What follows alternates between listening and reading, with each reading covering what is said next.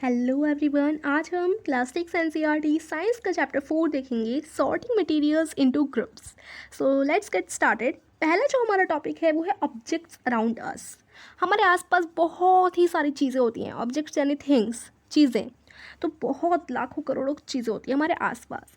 जैसे हमने देखा कि हमारे फूड हो गए, कपड़े हो गए, और उनमें भी काफ़ी सारी वेराइटीज़ होती हैं। कपड़े और खाना वगैरह ही नहीं, बहुत ही ज़्यादा वास्ट वेराइटीज़ होती हैं हर ऑब्जेक्ट की। और हम देखेंगे अपने आसपास, अभी आप अपने आसपास ही देख लीजिए। चेयर होगी आपके पास, और अगर हम बाहर जाकर देखें तो बुलक कार्ट दिखेगी, साइकिल, कुकिंग यूटेंसिल्स यानी कुकिंग में आप बर्तन देख लेंगे, किचन में बुक्स, किताबें आपकी स्कूल की, और कई सारी आपके घर में किताबें होंगी, कपड़े और खिलौने, पानी, स्टोन्स यानी पत्थर, और बहुत सारी चीज़ें, बहुत अनगिनत चीज़ें होती हैं। All this objects have different shapes, colour and uses. हमारे सारे जो ऑब्जेक्ट्स हैं उनके डिफरेंट शेप्स हैं, डिफरेंट कलर्स हैं, डिफरेंट उनके काम करने के तरीके हैं, या हम उन्हें डिफरेंट तरीके से काम में लेते हैं। तो अब हम देखेंगे कि हमें उनके शेप में भी हमने देखा होगा कि कोई राउंड शेप का होता है। बॉल देख लीजिए, आपकी राउंड शेप की होगी, फुटबॉल हो गया। और if we include object that are nearly round, our list could go include objects like apples, orange, earth and picture. तो घड़ा वगैरह बहुत सारी चीज़ें हैं। लाइक यहाँ पर आप देख रहे होंगे, ऐसी चीज़ हमारे घर में अक्सर कर मिल जाती हैं। ठीक है, आपके फ़ोन हो गए, etcetera. We were looking for objects that are edible. अब हम देखें ऐसे ऑब्जेक्ट्स जो कि हम खा सकते हैं। एडिबल का मतलब जो भी चीज़ हम खा सकते हैं उसको हम एडिबल बोलते हैं। तो हम क्या करेंगे, हम काफ़ी सारी चीज़ें उसमें इंक्लूड कर देंगे। हम एप्पल खा सकते हैं, रोटी खा सकते हैं, चपाती हो गई, सब्जी हो गई, कई सारी चीज़ें हम खा सकते हैं। और we might also find that some of those round shaped object we just list out are also in this group. और खाने में भी राउंड शेप के ऑब्जेक्ट होते हैं। Let us say we wish to make a group of object that are made of plastic. अब अगर हम बोलें कि प्लास्टिक से जो चीज़ें बनी होती हैं उनका अगर हम नाम लें तो बकेट हो गए, लंच बॉक्स हो गए, खिलौने हो गए, पानी के जो घड़े वगैरह होते हैं, घड़े नहीं सॉरी कंटेनर होते हैं, पाइप्स हो गई, और काफ़ी सारे ऐसे ऑब्जेक्ट होते हैं जो कि प्लास्टिक में लाए जा सकते हैं, प्लास्टिक से बने होते हैं। तो इन चीज़ों को हम ग्रुप करते हैं। ग्रुप ऑब्जेक्ट का मतलब होता है अलग अलग कैटेगरी बना दो। जी हाँ, यहाँ पर प्लास्टिक वाले ऑब्जेक्ट आएंगे, यहाँ पर आयरन वाले ऑब्जेक्ट आएंगे, यहाँ पर जो सख्त चीज़ें हैं वो आएंगी, यहाँ पर सॉफ्ट चीज़ें आएंगी। तो हम क्या करें, एक तरीके से सारे ऑब्जेक्ट्स को ग्रुप कर रहे हैं, अलग अलग कैटेगरीज में रख रहे हैं। ठीक है, तो जैसे हमने प्लास्टिक का एग्जाम्पल लिया अभी, तो यही है। दीज मटेरियल्स में भी glass, metal, plastic, would, cotton, paper, mud और सॉइल, इन सारी वेराइटीज़, सारी मटेरियल्स अलग अलग चीज़ों के होते हैं। जैसे ग्लास हो गया, कोई लोहे वगैरह का होगा, कोई प्लास्टिक का होगा, कोई लकड़ी का, तो कोई कॉटन का, कोई पेपर का, तो कोई कीचड़ के भी होते हैं, सॉइल के भी होते हैं, कई सारी चीज़ें होती हैं, कई तरीक़ों की चीज़ों से बनी होती हैं। तो यही है। और उसके बाद देखते हैं हम नेक्स्ट पेज पे। Yes, matchbox, salt, potato. We can also list object that we can think of but cannot bring to the classroom. मतलब देखिए यहाँ पर हम पढ़ ही लेते हैं। For example wall, trees, doors, tractor, road, यही सारी चीज़ें बोली रखी हैं कि ये हो सकता है, ये हो सकता है। This way we have divided all object into two groups. हमने सारे जो ऑब्जेक्ट हैं उनको अलग अलग ग्रुप में डिवाइड कर दिया। एक ग्रुप हमने कैसा बना लिया कि हाँ इसमें पेपर के ऑब्जेक्ट आएंगे। एक ग्रुप हमने बना लिया कि इसमें हम ऐसे मटेरियल रखेंगे जो कि हार्ड होंगे, जैसा मैंने आपको बताया था। तो इनको हम कहते हैं कि हम चीज़ों को ग्रुप में डिवाइड कर रहे हैं। मतलब कोई चीज़ ऐसी है तो हम उसे प्लास्टिक वाली चीज़ में डिवाइड कर रहे हैं। That one each made out. It will be fun to make this large table collecting information about as many objects as possible. तो मतलब आप अपने टीचर फ्रेंड्स के साथ डिस्कस कर सकते हैं, और अलग अलग चीज़ों में आप उन्हें ग्रुप कर सकते हैं। जैसे प्लास्टिक की चीज़ें यहाँ पर, पेपर की चीज़ बनी हुई चीज़ें एक जगह, इस तरीके से आप कर सकते हैं। अब देखिए जैसे यहाँ पर एक टेबल बना लीजिए आप, लकड़ी से बनी हुई चीज़ें यहाँ सामने लिखी हैं, पेपर से बनी हुई चीज़ें, बुक हो गई, नोटबुक हो गई, न्यूज़पेपर हो गए, खिलौने भी पेपर के बने होते हैं, कैलेंडर हो गए, ये सारे आप इधर लिख दीजिए आपके घर में जो भी अवेलेबल होंगे। और लेदर से बनी हुई चीज़ें, जूते भी होते हैं लेदर के, प्लास्टिक से बाल्टी हो गई, कॉटन भी के भी कई चीज़ें होती हैं। तो यहाँ आप लिख सकते हैं उनके नाम, इस तरीके से आप कर सकते हैं। ओके, तो यहाँ पर तो यही सब है। यस, यहाँ से हमारा नेक्स्ट टॉपिक स्टार्ट है। ये इंपॉर्टेंट टॉपिक है, प्रॉपर्टीज़ ऑफ मटेरियल्स। यानी अलग अलग मटेरियल्स की अलग अलग प्रॉपर्टी होती हैं। Have you ever wondered why a tumbler is not made up with piece of a cloth? क्या आपने कभी वंडर किया है कि आपका जो ग्लास होता है पानी पीने का, वो कभी कपड़े से क्यों नहीं बना? क्योंकि कपड़े से अगर हम बनाएंगे उसको तो क्या हो जाएगा, सारा पानी छनकर कपड़े से नीचे गिर जाएगा। तो इस तरीके से सोच समझ कर ही चीज़ें बनाई हैं कि ऐसे ये बननी चाहिए जिससे ये यूज़ में आ सकती है। मतलब अच्छी तरीके से हमने सोच समझ कर चीज़ों को बनाया है। We see then that we choose material to make an objects depending on it property, यानी जैसी उस ऑब्जेक्ट की प्रॉपर्टी होगी, जिस टाइप का वो होगा, उसी हिसाब से हम बोलते हैं कि ये इस तरीके के यूज़ में आना चाहिए। जैसे हमने क्या लिया, ग्लास को किस यूज़ में लिया, हमने लोहे को किस यूज़ में लिया, ग्लास बनाने के लिए लोहे के ग्लास होते हैं। So what are all the properties of material that could be important for their uses? Some properties are discussed here. तो अब हम आगे पढ़ते हैं अपीयरेंस। अब हम बात करते हैं अपीयरेंस की। अपीयरेंस वही है प्रॉपर्टी तरीके से। देखिए यहाँ से हम अपीयरेंस का क्या मतलब होता है कि कोई भी मटेरियल कैसा दिखता है। हर किसी मटेरियल से एक ना, मतलब सारे मटेरियल्स अलग अलग दिखते हैं। जैसे लकड़ी लोहे से बहुत अलग दिखती है, जबकि लोहा कॉपर और एल्यूमिनियम से बहुत अलग दिखता है। ये सारे हम मेटल्स की बात कर रहे हैं।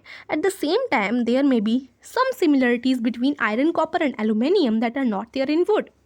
और कभी कभी क्या होता है, देखिए आयरन कॉपर एंड एल्यूमिनियम में हमें कुछ सेम दिखने को मिल जाएगा जो कि लकड़ी में नहीं होगा। तो यही है, हर चीज़ अलग अलग होती है। अब कार्डबोर्ड, वुड, कॉपर, ये सब अलग अलग होते हैं ना। ऑब्जर्व, ये तो एक छोटी सी एक्टिविटी है, ये ज़्यादा इम्पॉर्टेंट नहीं है, या आप चाहें तो इसे पढ़कर अपनी क्लास में कर सकते हैं। तो देखिए materials that have such lustre are usually metals. मतलब ऐसी चीज़ है जिनमें लस्टर हो। लस्टर क्या होता है? लस्टर का मतलब होता है चमक, हल्की सी, जैसे चमक टाइप का नहीं होता, जिस भी चीज़ में थोड़ी चमक टाइप की आ रही हो ना, वो ज़्यादातर क्या होते हैं, हमारे मेटल्स होते हैं। मेटल्स में क्या आ जाता है, हमारा आयरन हो गया, कॉपर हो गया, एल्यूमिनियम हो गया, लोहा, लकड़ी और कॉपर, एल्यूमिनियम, सोना, चांदी, ये सारे हमारे मेटल्स हैं। तो देखिए ये सारी जो चीज़ें होती हैं, जब आप इन्हें नया नया लाते हैं ना, सोना हो गया, आयरन हो गया, लोहा हो गया, इन सबको जब आप नया नया लाएंगे ना, तो इसमें बहुत लस्टर आएगा, यानी चमक सी आएगी। Some metals often lose their shine and appear dull because of the action of air and moisture on them. यानी क्या होता है कि कुछ कुछ मेटल्स, कुछ कुछ चीज़ें जो होती हैं, उनमें से ना वो अपनी चमक खो देती हैं। कुछ कुछ मेटल्स कैसे? क्योंकि क्या होता है, हम उसे घर पर लाते हैं एकदम नया नया, तो फिर वो चमकेगा। नया लाएंगे तो उसके बाद हम उसे रखे रखेंगे, फिर उसमें हवा लगेगी। कभी हम उसे बाहर ले जाएंगे तो क्या होगा, उसमें मिट्टी विट्टी या कुछ भी हो सकता है, और इस वजह से उसमें लग जाती है जंग, यानी वो डल, फीका पड़ जाता है और उसमें से चमक हट जाती है। तो हमने नोटिस किया होगा the lustre only their freshly cut surface. हम फ्रेश जब उसे लाते हैं तभी हमें देखने को मिलती है। अब जाइए किसी उस लोहा या वैसे वाली दुकान पे जाइए, तो वहाँ पर जितने भी नए नए लोहे होंगे एकदम चमकीले होंगे। तो ये हमने क्या पढ़ा, ये हमने पढ़ा जितने भी मेटल्स होते हैं उनकी हमने एक प्रॉपर्टी जानी कि उनमें लस्टर होता है। ठीक है, प्रॉपर्टी वही होती है कि कोई चीज़ की अंदर क्या क्या खूबी है या क्या क्या चीज़ होती है किसी चीज़ के अंदर। तो मेटल में हमने लस्टर पढ़ा। अब मेटल की हम हार्डनेस जानते हैं, मेटल हार्ड होता है। अब देखिए जैसे आप किसी भी चीज़ को दबाएंगे अपने हाथों से, तो कुछ चीज़ ऐसी होती हैं जो कंप्रेस हो जाती हैं। What is the meaning of compress? Compress का क्या मतलब होता है? देखिए कंप्रेस का मतलब होता है, मैं इसको छोटा कर लेती हूँ पहले, हाँ देखिए अब साइज़ अच्छा है ना। अब देखिए कंप्रेस का मतलब होता है कोई भी ऐसी चीज़ जो कि आसानी से दब जाए। लाइक मैं किसका एग्जांपल दूँ, गद्दे का दे देती हूँ। गद्दे का हो गया, या आपकी बॉल होती है ना, बॉल भी बहुत सॉफ्ट होती है किसी चीज़, कोई बॉल है ना, कपड़े की बनी बॉल भी बहुत सॉफ्ट होती हैं। गद्दा ही सही है, देखिए अगर आप गद्दे को दबाएंगे तो वो एकदम अंदर की तरफ घुस जाएगा, कंप्रेस हो जाएगा, राइट। तो ऐसे उन्हीं को हम कंप्रेस करते हैं। कंप्रेस का मतलब दब जाना, अंदर घुस जाना। आप गद्दे को टाइट से दबा दें तो वो अंदर की तरफ चला जाएगा, घुस जाएगा। तो ये होता है कंप्रेस। कई चीज़ कंप्रेस हो जाती हैं जबकि अदर कंप्रेस नहीं होती हैं। अदर क्या होती हैं, थोड़ी हार्ड होती हैं। जैसे आप लोहे का एग्जांपल दे दीजिए, या अपनी चाबी देख लीजिए। चाबी को आप दबाएंगे और तोड़ने की कोशिश करेंगे तो कुछ नहीं होगा उससे, बल्कि हमारा हाथ में थोड़ा नुकसान हो सकता है, हाथ में दर्द भी हो सकता है। Wood, aluminium, piece of stone, nail, candle, chalk, ये सारी चीज़ें जो होती हैं एकदम हार्ड होती हैं। और कुछ होती हैं कि हल्का सा दबाती पिचक जाती हैं। और बैलून देख लो, बैलून को अगर आप हल्का सा नेल टच करेंगे ना तो वो फूट जाएगा। You can easily scratch some materials while some can not be scratch so easily. वही जो मैंने कहा, materials which can be compressed और scratch easily are called soft. अब देखिए सॉफ्ट किसको बोलते हैं, ये हम पढ़ते हैं, materials that which can be compressed और scratched easily are called soft. ठीक है, सॉफ्ट किसको बोलते हैं, जो कि आराम से दब जाता है। While some other materials which are difficult to compress are called hard. अब हार्ड किसको बोलते हैं, देखिए यहाँ से यहाँ तक लिखा है, देखिए यहाँ से यहाँ तक लिखा है इसकी definition, materials which are difficult to compress are called hard. Hard उसको बोलते हैं जिसको हम दबाते हैं तब भी वो नहीं सिकुड़ता या तब भी वो अंदर नहीं जाता, वो तो हो जाता है हमारा हार्ड चीज़। हम कहते हैं कि बहुत हार्ड है, तो ज़्यादातर मेटल्स जो होती हैं, आयरन वगैरह जो होती हैं, वो हार्ड होते हैं। फॉर एग्जाम्पल अगर आप देख लीजिए तो रुई जो होती है, कॉटन जो होता है, वो बहुत ही ज़्यादा आराम से ऐसे ऐसे करेंगे तो पिचक जाएगा, जबकि जो लोहा होता है वो बहुत हार्ड होता है, वो टूटने से भी मतलब काफ़ी मुश्किल से टूटता है। In appearance materials can have different properties like lustre, hardness, be rough और smooth. Can you think of other properties that describe that appearance of a material. किसी भी चीज़ का अपीयरेंस, अब देखिए हमने क्या पढ़ा, हमने पढ़ा मेटल्स की प्रॉपर्टी क्या क्या होती हैं। मेटल की प्रॉपर्टी होती हैं कि उसमें लस्टर होती है, चमक आती है मेटल में, और वो काफ़ी हार्ड होता है।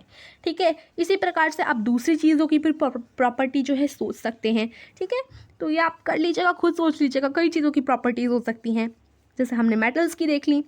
अब हम देखते हैं सॉल्यूबल और इनसॉल्यूबल।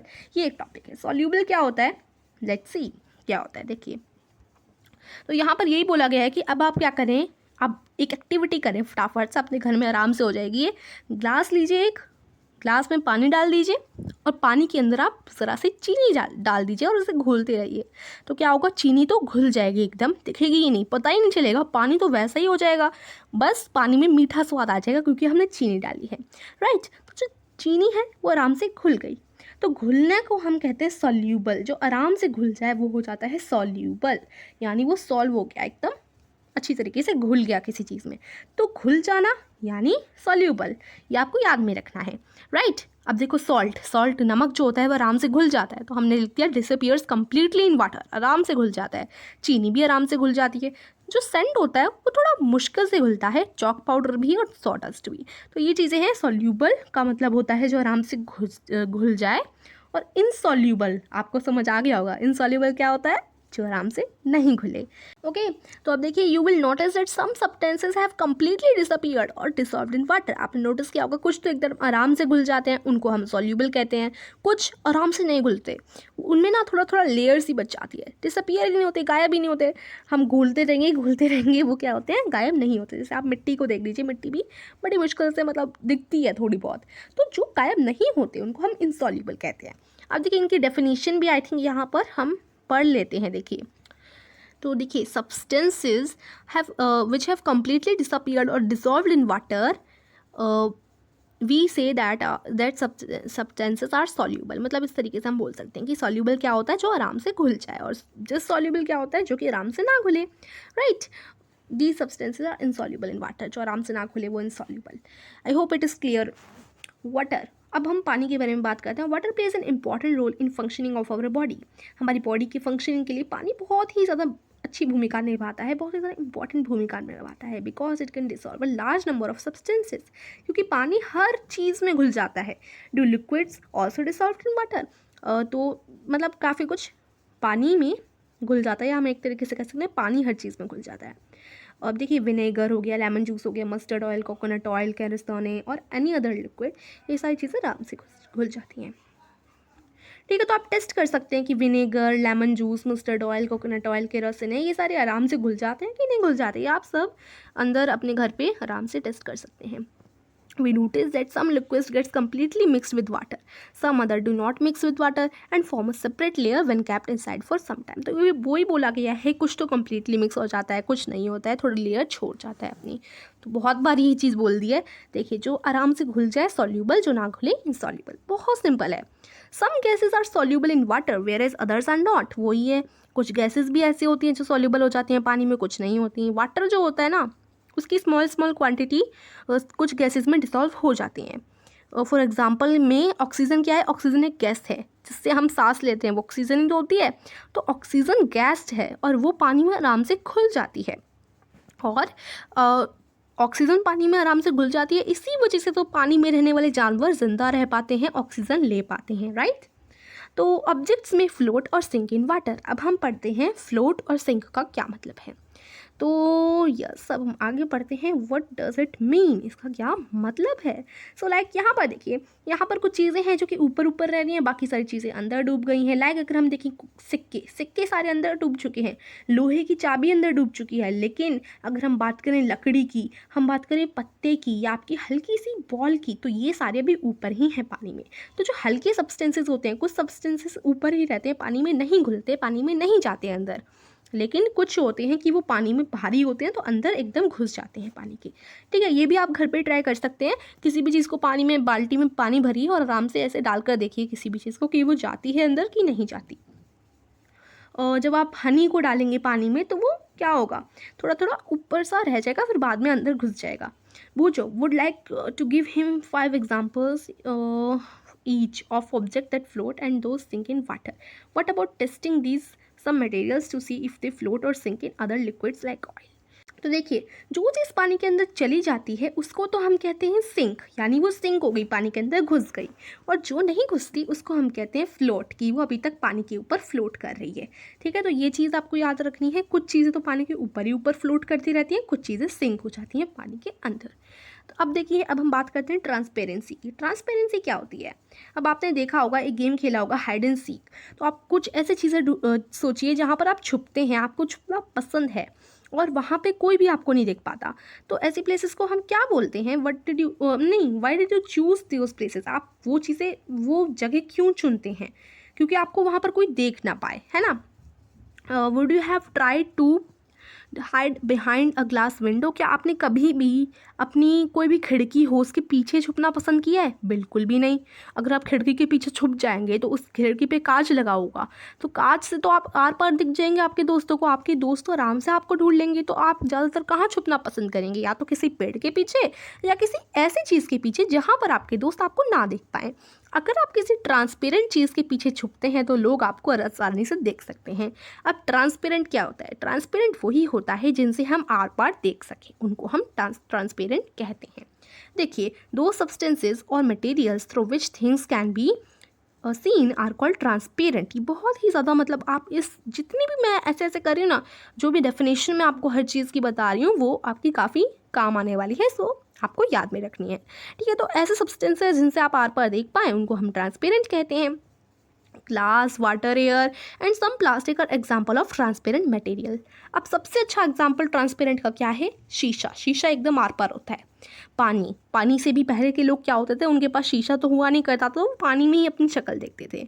हवा और काफ़ी अलग अलग चीज़ें होती हैं देखने के लिए। अब जैसे आपने दुकान में देखा होगा, दुकान में जो बॉक्सेस रखे होते हैं टॉफ़ी वगैरह के, वो भी आर पार होते हैं जिससे आपको टॉफ़ीज़ आराम से दिख सकें। सो on the other hand, there are some materials through which you are not able to see. These materials are also are called opaque. You can not tell what is kept in a closed wooden box, a cardboard, carton or a metal container. Wood, cardboard and metals are example of opaque materials. अब देखिए, हमने पढ़ लिया transparent. अब आपको ध्यान में रखना है, मैं आपसे पूछ लूँ व्हाट इज़ ट्रांसपेरेंट, तो आप क्या जवाब देंगे, या आपके क्वेश्चंस में आ जाए। सो आप जवाब देंगे ये वाली डेफिनेशन जो मैंने आपको बताई, दो सब्सटेंसेज और materials through which things can be seen are called transparent. तो ट्रांसपेरेंट वो जिनसे हम आर पार देख पाएँ। अब देखिए, अब हम बात करें ओपेक की। ओपेक कौन से ऑब्जेक्ट होते हैं जिनसे हम आर पार नहीं देख पाते, बिल्कुल भी नहीं देख पाते। अब देखिए, पेड़ से आर पार हम नहीं देख पाएंगे ना, है ना, एकदम उल्टे होते हैं ये ट्रांसपेरेंट से। सो देखिए, materials through which you are not able to see, these materials are called opaque. ठीक है, ये इसकी डेफिनेशन हो गई। तो इन मटेरियल से जिनसे हम बिल्कुल भी नहीं देख पाते उनको हम ओपेक ऑब्जेक्ट कहते हैं। जैसे कि लिए एक लकड़ी का बक्सा हो गया, कार्डबोर्ड हो गया, या फिर कोई लोहा वगैरह हो गया, लकड़ी हो गई और मेटल्स हो गई, ये सारे एग्जाम्पल हैं ओपेक के। तो आपको ध्यान में रखना है। एक और बार पढ़ देती हूँ, materials through which you are not able to see, these materials are called opaque। ठीक है, अब हम देखते हैं, और पेपर से ही देख लीजिए, पेपर से भी आप आर पार नहीं देख पाएंगे। अब बताइए, अगर आप उसी पेपर पर आप थोड़ा सा ऑयल डाल दें तो क्या होगा, आप उससे आर पार देख पाएंगे, लेकिन अच्छे से नहीं देख पाएंगे, धुंधला धुंधला दिखेगा आपको। तो जब भी आप देख तो पाएँ लेकिन आप धुंधला धुंधला देख पाएँ, तो इनको हम कहते हैं ट्रांसलूसेंट। क्या कहते हैं, translucent. The materials through which objects can be seen but not clearly are known as translucent. ये आपको एकदम ध्यान में रखना है। अब मैं पूछ रही हूँ व्हाट इज ट्रांसलूसेंट, तो आप फटाक से जवाब देंगे the materials through which object can be seen but not clearly are known as translucent. Object तो दिख जाती है लेकिन क्लियरली नहीं दिखती, तो देखिए जिसमें क्लियरली दिख जाए वो हो गई हमारी ट्रांसपेरेंट, जिनमें हमें धुंधला धुंधला दिखे वो हो गए ट्रांसलूसेंट, और जिनमें बिल्कुल भी ना दिखे वो हमारे ओपेक हो गए। ठीक है, तो ये आपको ध्यान में रखना है। अब देखिए पहेली ने क्या किया, अपना हाथ रख दिया टॉर्च के ऊपर, तो क्या हो गया, एकदम उससे ओपेक बन गया उसका हाथ। अब देखिए आपके हाथ से भी तो आर पार नहीं दिखता ना, तो हाथ हो गया ओपेक। अब बताइए ट्रांसपेरेंट और ट्रांसलूसेंट का एग्जाम्पल बताइए फटाक से। ट्रांसपेरेंट यानी मिरर, ट्रांसलूसेंट यानी आपका कोई भी चीज़ ले लीजिए ट्रांसलूसेंट। हाँ, अगर कोई ग्लास हो वो साफ़ ना हो तो वो ट्रांसलूसेंट ग्लास बोल सकते हैं उसको हम। तो हमने जाना कि मटेरियल्स डिफरेंट डिफरेंट टाइप के होते हैं, उनके डिफरेंट डिफरेंट अपीयरेंस होते हैं, कोई लिक्विड तो कोई वाटर। हमने सिंक और फ्लोट का मतलब जाना, हमने ओपेक, ट्रांसलूसेंट और ट्रांसपेरेंट का मतलब जाना, और हमने उन्हें ग्रुप किया ऑब्जेक्ट को। कोई प्लास्टिक का है तो हम प्लास्टिक वाली कैटेगरी में रखेंगे, ये सब जाना। और डिफरेंट मेटल की हमने प्रॉपर्टीज़ जानी, राइट। हार्ड और सॉफ्ट का मतलब जाना। तो इस चैप्टर में हमने बहुत कुछ जाना, और एवरीडे लाइफ में हमें हर चीज़ को, ये जो हमने चैप्टर है ना अपने मतलब एवरीडे लाइफ में आपके काम आते रहेगा। तो आप घर में भी ऐसी चीज़ें देखेंगे, है ना, जो कि एक साथ रखी होंगी, कुछ प्लास्टिक की होंगी तो कुछ लकड़ी की होंगी। तो इस रीज़न से ग्रुपिंग हमारी यूज़फुल होती है, हम अलग अलग मटेरियल्स को अलग अलग ग्रुप में पढ़ पाएँ। और आगे की काफ़ी चीज़ें हम आगे की हायर क्लासेस में पढ़ेंगे। तो अभी के लिए हम कीवर्ड्स देख लेते हैं अपने चैप्टर के। तो देखिए हार्ड का मतलब मजबूत चीज़, इंसॉल्यूबल। हाँ देखिए सॉल्यूबल इनसॉल्यूबल भूले तो नहीं है ना। इंसॉल्यूबल का मतलब होता है जो ना घुले, जो बिल्कुल भी ना घुले, उनको हम इंसॉल्यूबल कहते हैं। लस्टर का मतलब थोड़े चमकीला टाइप का। मटेरियल का मतलब कोई भी चीज़ हो गई। मेटल्स का मतलब आयरन, लकड़ी, ये सब मेटल्स हो जाते हैं। ओपेक का मतलब जिससे हम बिल्कुल भी आर पार ना देख पाएँ। रफ का मतलब खुदरीला सा थोड़ा। सॉल्यूबल का मतलब होता है जो भी चीज़ पानी में या किसी में भी आसानी से घुल जाए। ट्रांसलूसेंट का मतलब होता है जिससे हम देख तो पाएँ लेकिन धुंधला। और ट्रांसपेरेंट का मतलब होता है शीशा, यानी जिससे हम आर पार देख पाएँ। ठीक है, तो ये हमारा चैप्टर फिनिश होता है। कैसा लगा आप कमेंट बॉक्स में आराम से बता सकते हैं, और वीडियो को ज़रूर लाइक कीजिए, चैनल को सब्सक्राइब कीजिए। Thank you.